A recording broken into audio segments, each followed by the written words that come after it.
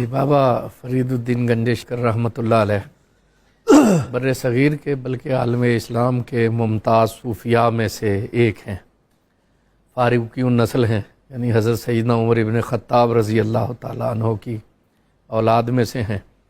ان کے شجرے میں حضرت ابراہیم ادم رحمۃ اللہ علیہ کا نام بھی آتا ہے، صحیح ہے، جو ترک سلطنت جنہوں نے کی، اور پھر وہ بھی مشائخ چشت میں ایک اہم مقام رکھتے ہیں۔ فضیل بن ایاس کے آگے جو جنہوں نے ان سے فیض لیا اسی تھا، شجرے میں ہیں۔ اسی شجرے ابراہیم بن ادم نے فضیل بن ایاس سے لیا تھا جی فیض۔ بالکل۔ اور پھر ان کے ایک اجداد میں سے فرخ شاہ کابلی، وہ کابل کے سلطان تھے۔ ٹھیک، پھر جب سلطنت ختم ہو گئی تو ان کے دادا شعیب، قاضی شعیب رحمۃ اللہ علیہ، وہ پہلے لاہور تشریف لے آئے، پھر قصور تشریف لے گئے۔ ایک بات کا اضافہ کر دیں، قطع کلامی آپ کی ہو رہی ہے۔ قاضی شعیب کو خود اپنی خواہش پہ سلطان محمود غزنوی نے اپنی بہن سے ان کی شادی کی۔ جی تو یہ اس اعتبار سے شاہی خاندان، ننیال شاہی خاندان اور ددیال فاروقی النسل، اللہ اکبر، سبحان اللہ۔ دو بادشاہ۔ اور بہت سی بابا صاحب کی شخصیت میں عجیب سی جو نسبی نسبتیں ہیں وہ بھی بڑی عظیم ہیں، روحانی نسبتیں بھی کمال کی ہیں اور علمی نسبتیں بھی کمال کی ہیں۔ سبحان اللہ۔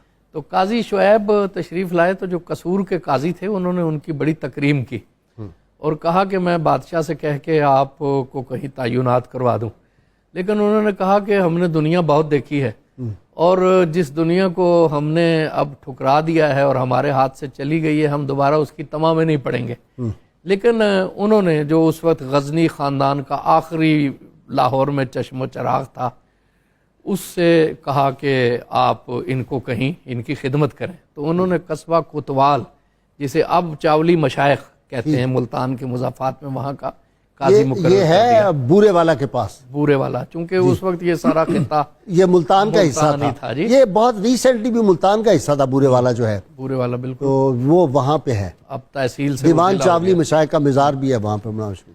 تو قاضی صاحب رحمۃ اللہ علیہ کے بیٹے ہیں جمال الدین سلیمان، ان کے بیٹے ہیں، 3 بیٹے ہیں، عز الدین محمود، فرید الدین مسعود اور نجیب الدین متوکل۔ ان کی والدہ ہیں بی بی کرسم، وہ بھی حضرت وجیہ الدین خجندی کی بیٹی ہیں، جو اپنے وقت کے ایک باکمال عالم تھے۔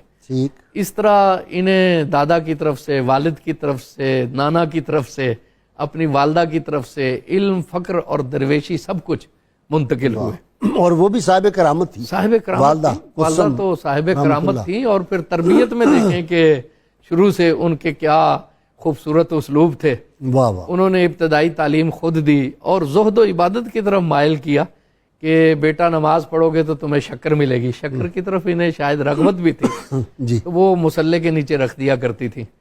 ایک دن وہ رکھنا بھول گئی تو دیکھا بابا صاحب نے نماز پڑھی اور حسب معمول مصلہ اٹھایا تو وہاں شکر موجود تھی۔